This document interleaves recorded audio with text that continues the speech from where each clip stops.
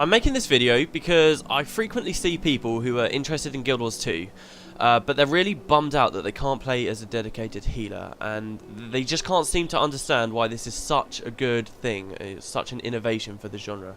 So I'm going to try and explain in my own words why ArenaNet have made this decision and why it will just make the game so much better for it. Okay, so first off, let's be clear on what a dedicated healer is. And that would be a class whose sole purpose is to provide support for the team and keep them alive. And he can't do anything else. Everyone in the team is dependent on this dedicated healer. If he makes a mistake or if he dies, everyone wipes and it's game over. Now, I can understand perfectly why someone would want to play this type of character. People like to be the one who everyone is relying on. People like the feeling of helping their friends. And you must understand, these aren't things that you're going to miss out on if you play Guild Wars 2. ArenaNet fully understands why people play a dedicated healer, and those people are still being catered for. But there are two pretty big problems with dedicated healers, and ArenaNet is just going ahead and they're just trying to fix both of them at once. So I'll talk you guys through both of them. The first problem is the way the class plays, and it's probably the one that's easier to explain.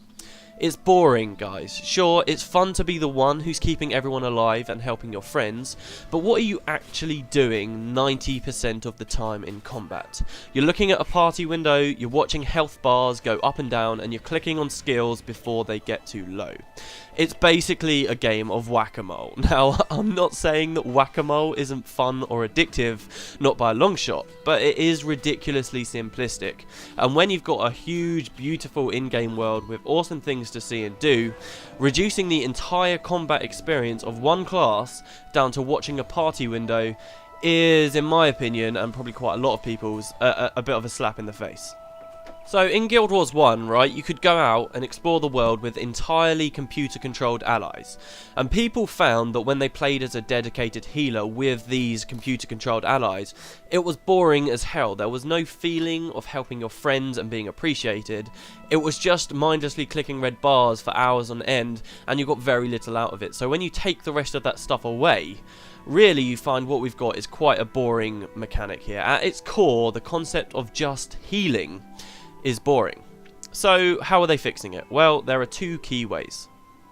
First, in Guild Wars 2, there is no such thing as a skill that targets an ally, so you will never find yourself clicking on a party window to use a skill. This makes the combat far more visual and involving. If you want to heal something, then you could, for example, conjure a spring of water on the floor that allies can walk into, or you would heal as a secondary effect from doing damage, but it's never through the party window. It's always ground targeting or secondary effects.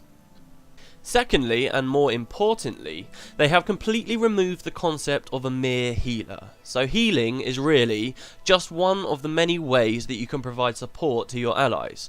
You can try healing, sure, but what about summoning an impenetrable dome that your allies can enter but not your enemies? Or how about providing buffs that let them block blows or shrug off large hits of damage? Rather than the focus being on healing, where you react to damage after it has been done, the focus is now on protecting people from taking the damage in the first place. It's proactive, it's far less mindless and more fun. You're not a healer, there's no such thing as a healer in Guild Wars 2, you are a support character. So we can see how Guild Wars 2 is trying to make playing a supportive character a lot more fun, you know, a lot less like whack-a-mole. But what about the other problem with dedicated healers? Now, this problem isn't so much to do with the way you personally play, but rather the way a dedicated class affects everyone else. Simply, if you have an entire class dedicated to one role, then everyone else becomes dependent on it. Let me explain why. Imagine a game where everyone can keep themselves alive by using their own defensive or healing abilities and nothing else. Everything is balanced around this idea, so some enemies will still be much more difficult than others, and you'll have to depend on your friends and good teamwork to beat them, but essentially everyone is keeping themselves alive.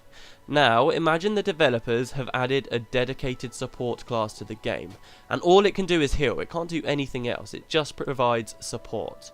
So why would anyone want to use it? They can get by fine on their own and still do damage. So then, the developers have to up the damage of the monsters. People then find that they can't survive on their own anymore, and they need this dedicated healer and become dependent on it. A dedicated class, as you can see, will either be entirely useless or entirely necessary. So, what's so wrong with having people dependent on stuff? Well, not everything, not by a long shot. Giving people roles in combat can be very fun, and you'll certainly find that in Guild Wars 2, but there are two pretty big issues ArenaNet are addressing with this whole dependency thing. The first issue is that this dependency causes a lot of waiting around. When you have a single class everyone is dependent on, you will start having to wait for one another to appear in order to play. And if this guy that you just found who's playing the support character quits halfway through the game, you'll then have to go back and try again. It's not fun. You're not actually playing the game, you're being forced to stand around doing nothing. Recent MMOs have tried tackling this problem with things like the Dungeon Finder, but really these are just temporary solutions that don't fix the underlying issue. And there's another problem. What if you and your friends all want to play together, but none of you want to play a specific role? One of you is going to be forced to switch, and if you don't, then you're kicked, and that is not fun either. So how are they fixing it? In one major way.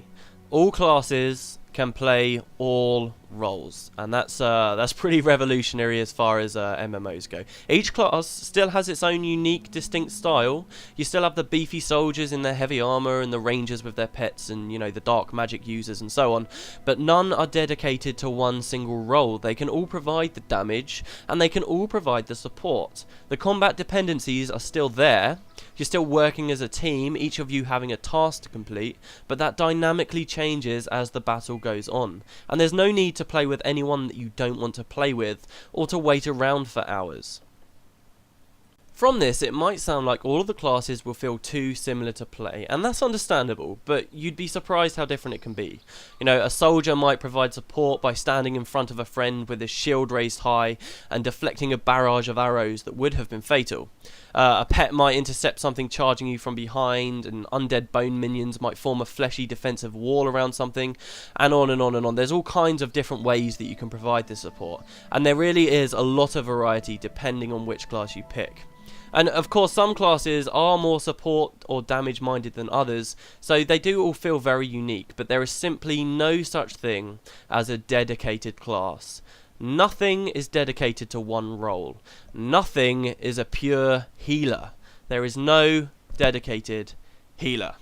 Hope that clears things up.